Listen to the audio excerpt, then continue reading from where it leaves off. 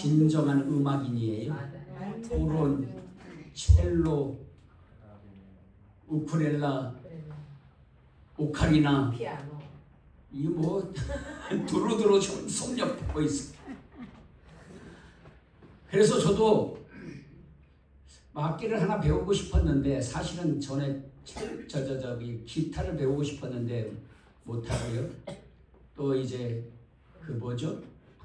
플룻 말고 클라리넷을 배우려고 하다가 못하고 이제 반강제로 호른을 배우고 있습니다. 와우. 열심히. 예. 그래서 열심히라기보다는 좀 하여튼 뭐 숑숑 도레미파솔라시도 좋으신 하나님 부르고 있는데요. 배우고 있는데요.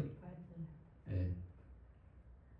제 꿈 중에 하나가 뭐냐면 그런 거예요. 우리 가족이 악기로 다 같이 하나님을 찬양하는 거.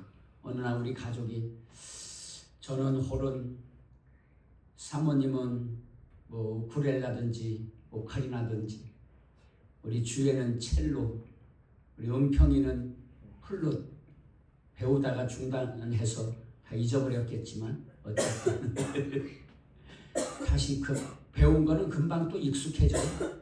그래서 하나님을 함께 악기로 찬양할 수 있는 날이 올 성탄절에는 혹시 그럴 수 있지 않을까? 1년을 숑숑해도 좋으신 하나님 정도는 그래서 그렇게 하고 있습니다.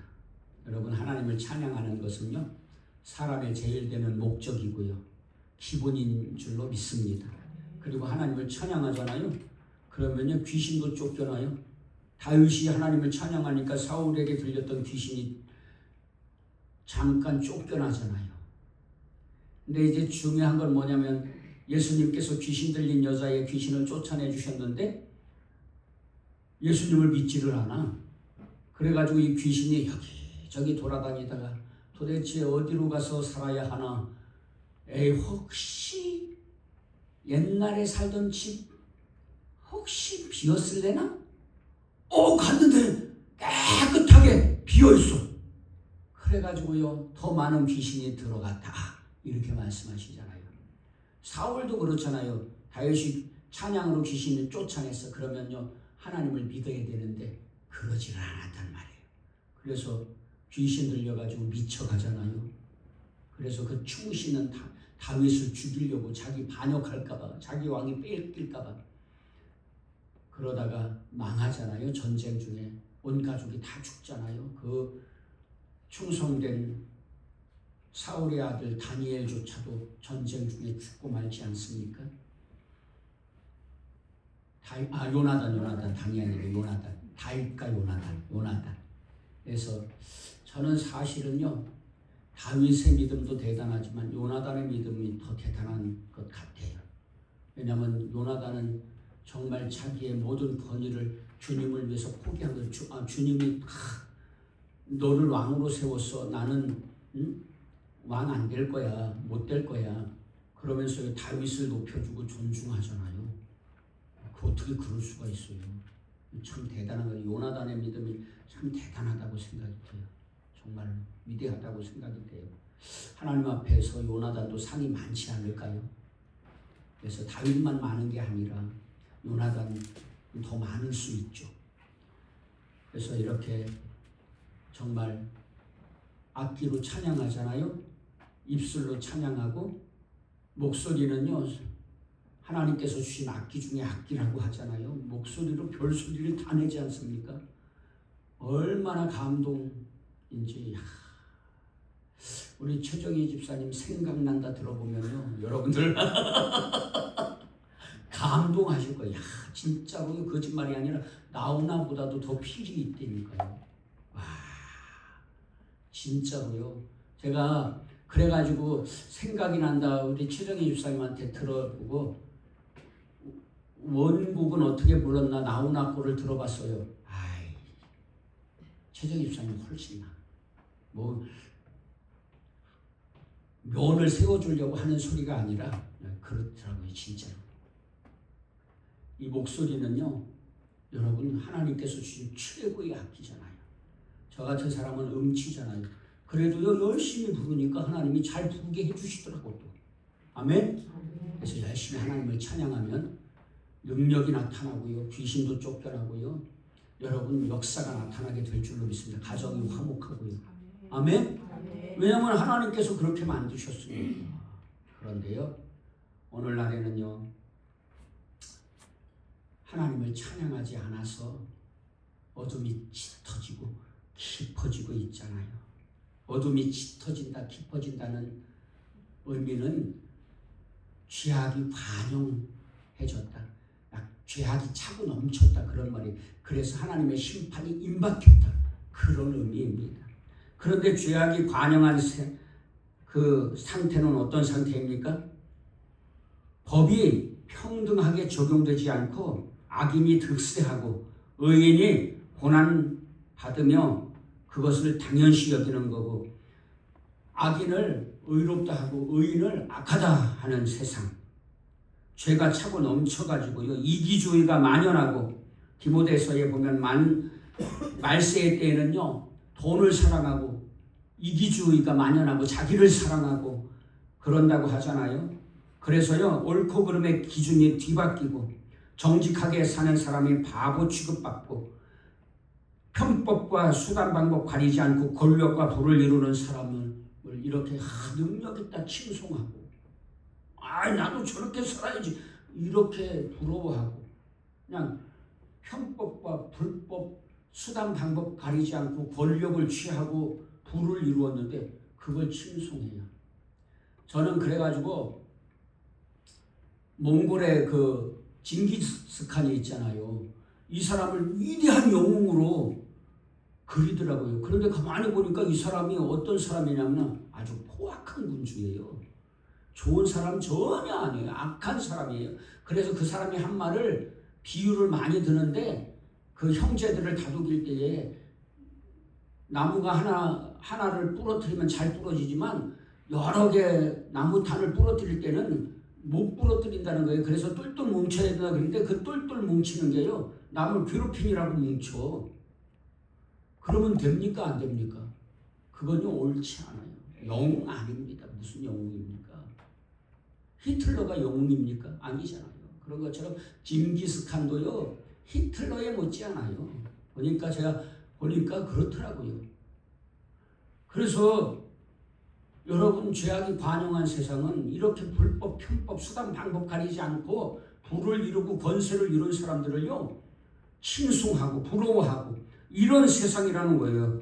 정직하게 사는 사람은 오히려 바보 취급받고, 개인적으로는 양심이 마비되어 죄를 지어도 무감각하고 아무 꺼리낌이 없고, 이 정도야 뭐 이까지 거야 뭐 다 하는 거 아니야?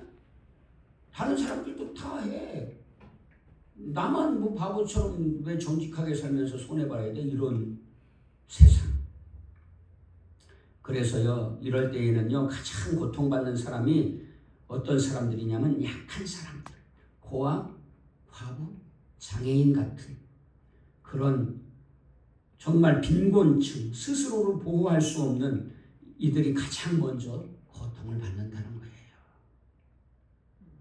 그러니까요 예수님을 믿는 사람들은요 이런 약한 사람들을요 괴롭히면 안 돼요. 이건요 예수님의 예도 모르는 거예요. 이 예수님 안 믿는 거나 마찬가지예요. 이게 믿는다고 말할 수가 없는 거예요. 약한 사람들을 괴롭히는 사람들은요.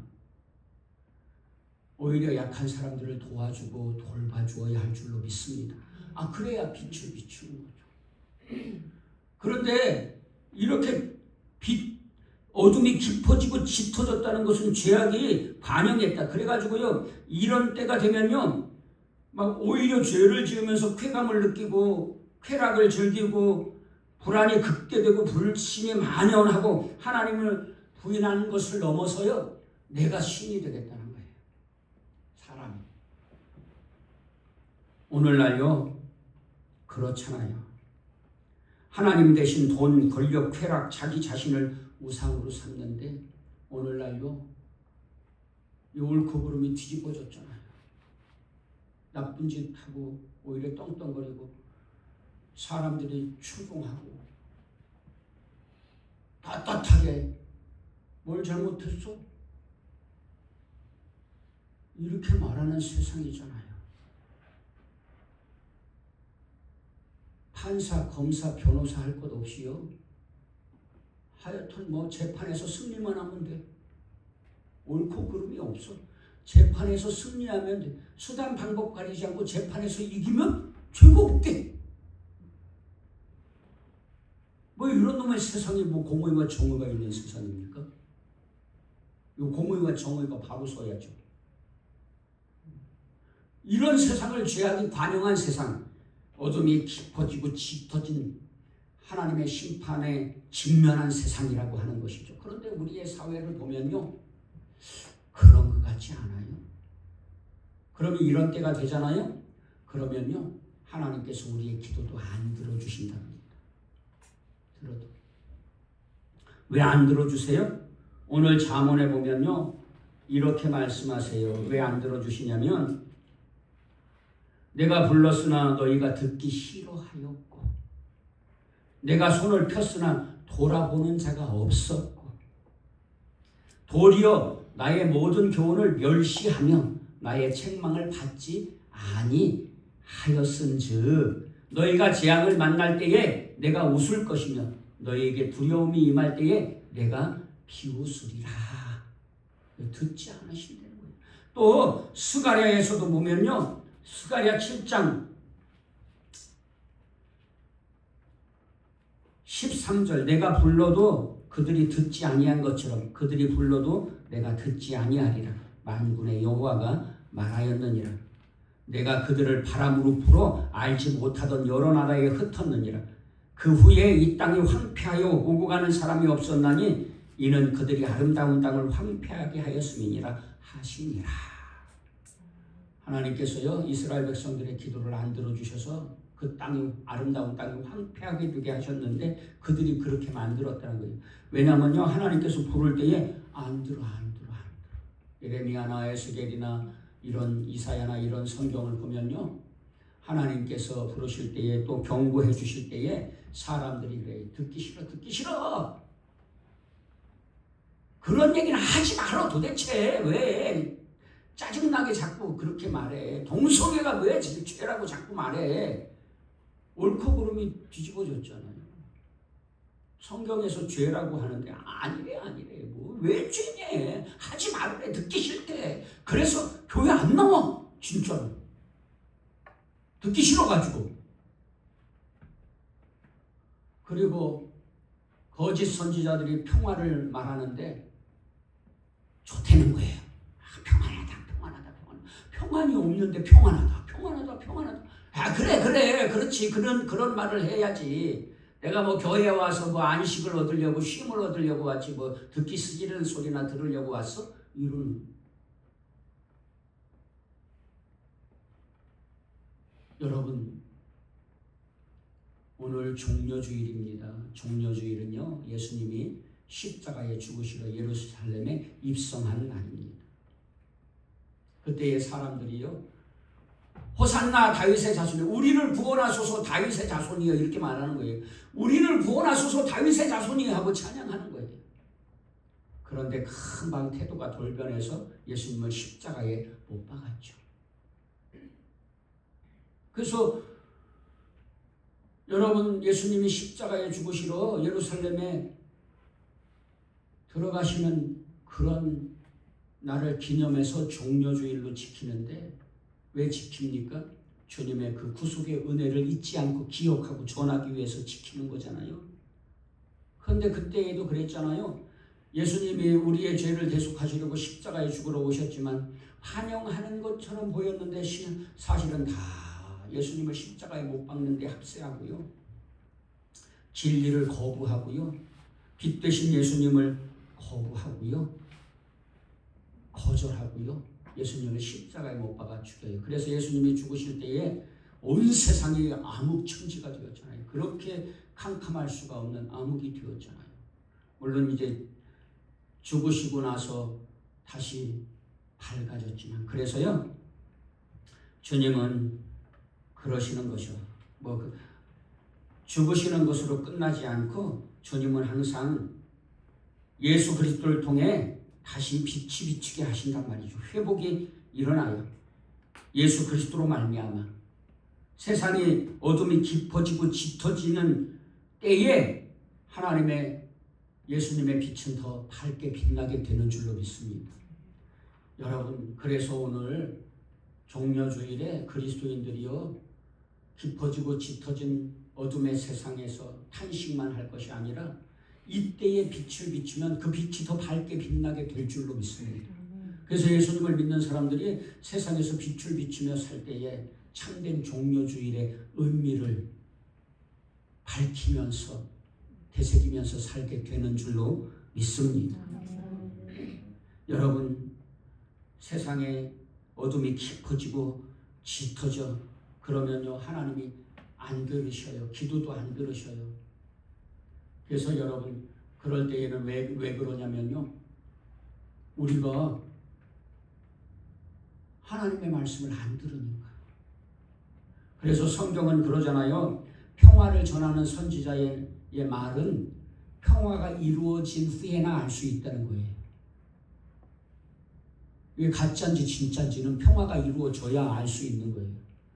그런데 경고의 메시지는 그게 일어나지 않아도 정신 차리고 살면 지향을 만나지 않게 되는 거잖아요.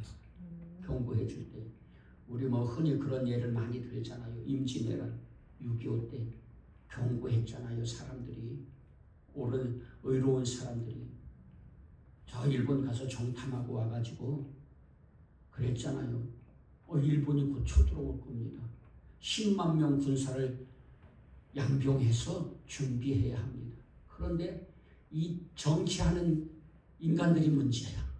이 정치하는 인간들이 자기의 권력을 위해서요, 반대파를 반대하기 위해서, 아니야 무슨 소리, 그런 일 없을 거야, 걱정하지 마, 자기 죽을 줄 모르고 말이에요. 그러다가 임진왜란이 딱 터지니까 누구만 더 피해를 입어요? 약한 사람들만 더 피해를 입어요. 임금이랑 권세 있는 자들은 다 강화도로 도망가가지고요 피난하고, 힘없는 백성들만 다 죽어나가잖아요. 그리고 그때에 일어선 사람들이 또 힘없는 백성들이 일어서가지고요 의병이 돼가지고요 맞서 싸우잖아요. 6.25 때에도요 그랬단 말이에요. 야, 일요일날 이 북한이 쳐들어올 것 같아, 준비해야 돼. 근데 사람들이, 아니 일요일날 뭔 전쟁이야? 아니 전쟁은 일요일 평일 가립니까? 밤낮 가립니까? 전쟁이? 오히려 준비 안 하고 있을 때 전쟁이를. 그래서 6.25가 딱 터졌네. 그래서 결국 어떻게 됐어요? 저 부산까지 쫓겨났다가 간신히 하나님의 은혜로, 저는요 하나님께서 하나님의 자녀들의 기도를 들어주셨기 때문이라고 믿습니다. 확신합니다. 그때의 이승만 대통령이 그랬잖아요. 여러분, 이승만 대통령이 너무 저평가되었다고 하잖아요. 전 그 말이 맞다고 생각해요. 과도 있지만 공도 있는 거잖아요. 이승만 대통령이 잘한 것 중에 하나가, 저는 그 6.25 때에 온 국민들에게 기도를 선포한 것, 에스더처럼 3일 금식 기도를 선포하고 자기도 기도하고, 그래서 에스더가 3일 금식 기도하고 딱 왕을 만났을 때 유대인들이 살게 되잖아요. 이승만 대통령이 3일 금식 기도를 선포하고 대통령을 비롯해서 온 그리스도인들이 기도할 때에, 3일 금식 기도할 때에 여러분, 우리나라가 살게 되는 역사가 있게 되지 않았습니까? 그래서요, 비록 남북으로 분단되었지만요 남한만이라도 자유를 누리게 된 것 아닙니까? 그런데 이제 경고를 할 때에는요 정신 차리고 있으면 손해볼 게 없잖아요. 경고할 때에 경고를 듣고 그래 정신 차려야지, 그러면 손해볼 거 없잖아요. 그런데 경고해 주어도 듣지 않고, 듣기 싫다고 귀찮다고 그러면요 결국은 망하게 되는 거잖아요. 그런 심판을 받게 되는 거잖아요. 오늘 죄악이 관영해서 옳고 그름이 뒤집어지고 공의와 정의가 세워지지 않고 사랑이 흐려지고 이기적이 되고 돈을 사랑하고 자기를 사랑하고 죄가 자연스러워지고 그럴 때에 여러분 오늘 종려주의를 맞아서 고난주간을 맞아서 예수님이 왜 십자가에 죽으셨는지를 오늘 충만한 교회 성도님들은 다시 한번 되새기실 수 있기를 주 예수님 이름으로 축원합니다. 우리의 죄를 위해서 우리의 죄를 대속해 주시려고. 여러분 뭐 하도 말해서 귀에 못이 박혔지만 우리가 불행한 이유는 뭡니까? 죄 때문인 거잖아요. 죄를 지어서지. 돈이 없어서입니까? 아니요. 번세가 없어서입니까? 힘이 없어서입니까? 아니요. 여러분 죄 때문에 우리가 불행하고 지옥이 되는 거잖아요. 주님은 그 불행한 세상에 빛을 오셔서 빛을 비추시고 회개하고 예수님 믿어 빛을 비추는 자가 되라고 하시잖아요. 그럴 때에 여러분 세상이 죄가 사라지고 빛이 비추게 될 줄로 믿습니다. 그럴 때에 우리의 삶이 행복해지는 거잖아요. 천국의 삶이 되는 거잖아요. 지금은요 평화롭다 평화롭다 걱정하지 말아라 걱정하지 말아라 그런 말에 귀 기울일 때가 아니라니까요. 정신 차려야죠. 특별히 종려주일 고난주간의 시작을 맞아서요. 오늘 저와 여러분들이 하나님의 말씀에 귀를 기울일 줄 아는 자들 되시기를 주 예수 그리스도 이름으로 간절히 축원합니다. 하나님의 말씀을 안 듣잖아요. 하나님도 안 들으세요. 우리의 말을. 그러면 어떻게 되죠? 그러면 이제 하나님의 심판이 남았을 뿐인 거예요. 그러나 지금이라도 정신 차리고 하나님의 말씀에 귀를 기울이면요. 하나님께서 기회를 주실 줄로 믿습니다. 니느웨가 죄악이 관영해서 차고 넘쳐서 심판받을 때가 됐잖아요. 그래서 하나님이 니느웨를 심판하겠다고 하셨는데 기회를 한 번 더 주셨어요. 그것은요. 니느웨에만 기회를 준 게 아니라 이스라엘에게 기회를 주신 거예요. 왜냐면요. 이스라엘의 요나 선지자를 적대국인 니느웨에 보내서 회개하라고 선포하잖아요. 너희 곧 심판받을 거야.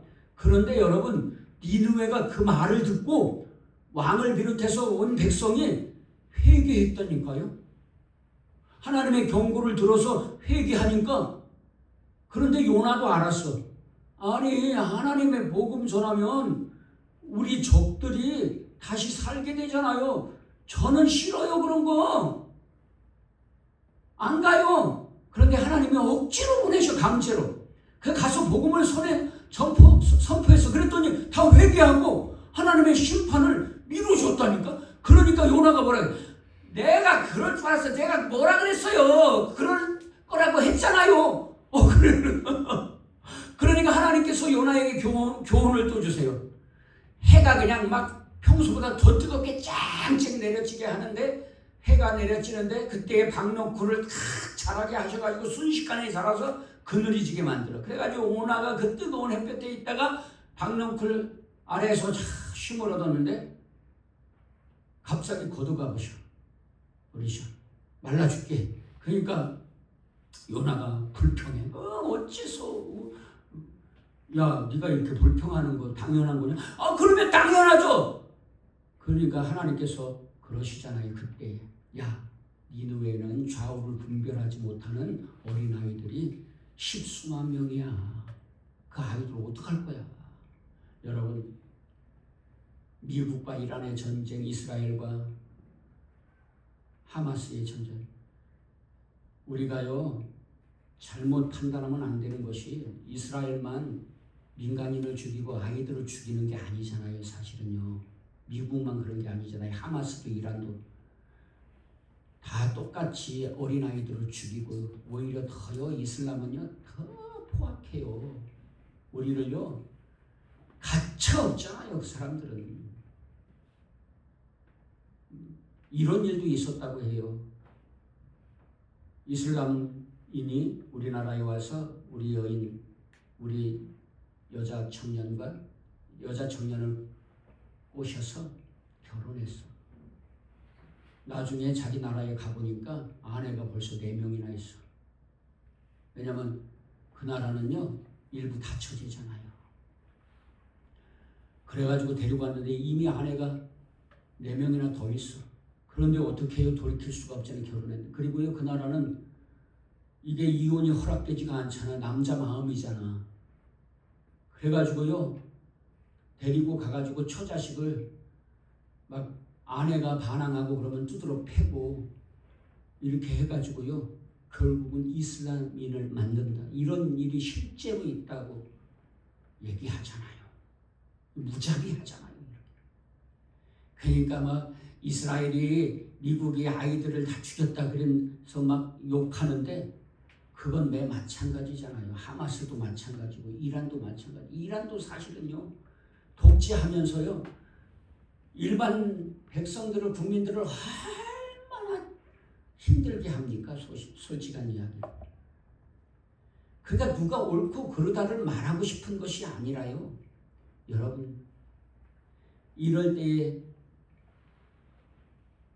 전쟁이 일어나면요 무고한 사람들 그 어린아이들 다 죽어나가는 거잖아요. 왜 전쟁에 왜 애들 어른들 가립니까?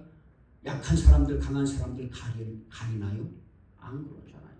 오히려 전쟁 같은 게 일어나면 천재지변 전쟁이 일어나면 약하고 어린 사람들 먼저 죽는 거잖아요. 결국은 괴롭힘 당하는 거잖아요.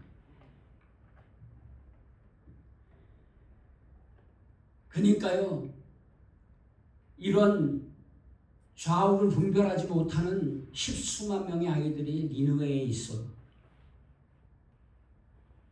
그것은요 주님이 니느웨에 사랑과 용서를 베풀었다는 그런 1차적인 말씀이 아니라 이스라엘에게 교훈을 주시는 거예요. 악함 가운데 범죄하며 우상 숭배하며 그렇게 죄악이 관영한 삶을 살고 있을 때에 회개하면, 지금이라도 회개하면 하나님께서 니느웨에 심판을 주신 것처럼 이스라엘에도 동일한 은혜를 주신다는 것을 니느웨 선지자를 통해서 또 오늘 저와 여러분들에게 성경을 통해서 교훈해 주시는 말씀인 줄로 믿습니다. 사랑하는 여러분, 오늘 세상이 정말 어둠이 깊어지고 짙어졌다고 할 수 있잖아요. 현상을 보면 그렇잖아요. 옳고 그름이 뒤바뀌고 재판에서 뭐 옳고 그름은 안 따져요. 이게 중요한 게 아니야. 힘 있는 사람이 이겨. 재판에서 이긴 사람이 승리자야. 옳은 사람이 승리자가 아니라 진리를 거부하고요. 하나님을 거부하고요. 동성애가 옳다고 말하고요. 그러면서 예수님을 믿는 사람들도 다 이제는요. 다 그렇게 돼버려요. 동화돼가지고 무감각해지고 무뎌져 버려요. 그래서 고통과 절망의 상태가 되고요. 소망 없이 깊은 고통과 슬픔의 상태가 되어버렸어요. 오늘 사회 현상을 보면 그렇잖아요. 재판하는 것도 그렇고 판사들, 검사들 욕 안 하는 사람이 어디 있습니까? 다 욕하잖아요. 뭐 이쪽 진영에서도 욕하고 저쪽 진영에서도 욕하고 서로 욕하고 있어요. 근데 그 욕하는 사람들도 그렇잖아요. 옳고 그름의 기준이 아니잖아요. 그 욕하는 이유가 내 편이 아니어서 욕을 해요. 심지어 예수님을 믿는 사람도요.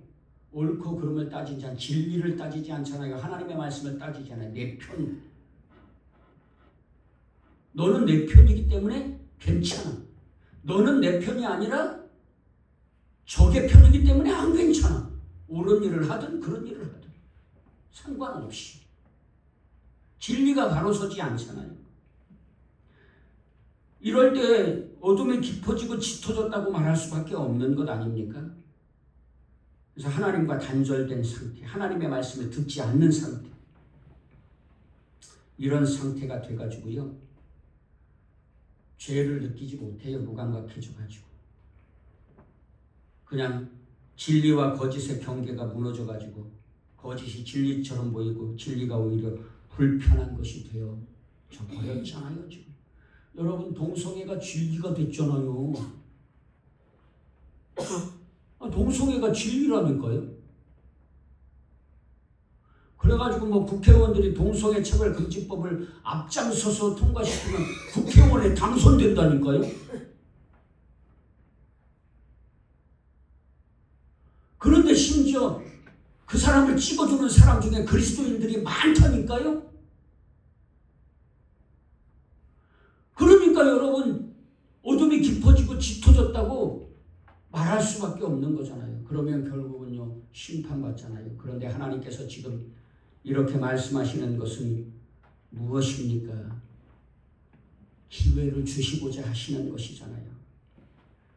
어둠이 깊어지고 짙어질 때에 성경은 동시에 이렇게 말씀해요. 어둠이 아무리 짙고 깊어도 빛은 절대로 이길 수 없다. 빛 대신 예수님이 오셔서 빛을 비추니까 어둠이 물러가잖아요. 그 예수님이 죽으실 때에 정말 그렇게 어두울 수 없을 정도로 깜깜한 흑암이 되었는데 죽으시고 나서 하나님과 우리와의 죄로 막힌 다음에 허물어지니까 환한 빛이 비춰져 가지고 그때에 살아나는 사람, 죽은 자가 무덤에서 살아나고 병든 자가 치유받고 하는 역사가 나타났다고 성경이 말하고 있잖아요. 여러분 어둠이 깊어지고 짙어졌을 때에도요 빛은 절대로 막을 수가 없다는 거예요. 어둠 가운데 빛이 딱 켜지잖아요. 그러면요 어둠은 안 물러갈래야 안 물러갈 수가 없는 거예요.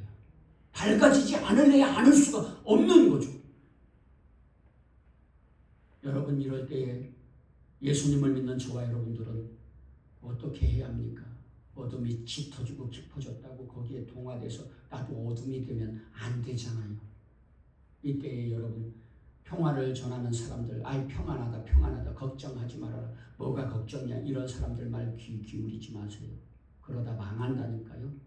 경고의 음성에 귀를 기울여서 하나님 말씀 듣고 정신 차리고 니느웨의 왕과 백성들이 회개하고 죄를 회개하고 돌이켜서 심판을 하나님께서 늦추신 것처럼 오늘 우리 때에도 오늘 정말 참되게 믿는 저와 여러분들이 말씀에 귀를 기울이고 말씀에 순종해서 여러분 어둠의 빛을 더 밝게 비추는 하나님의 자녀들 되셔서 하나님께서 심판도 늦추시고 구원할 자를 구원해 주시기를 주 예수 그리스도의 이름으로 간절히 축원합니다. 기도하시겠습니다. 하나님 아버지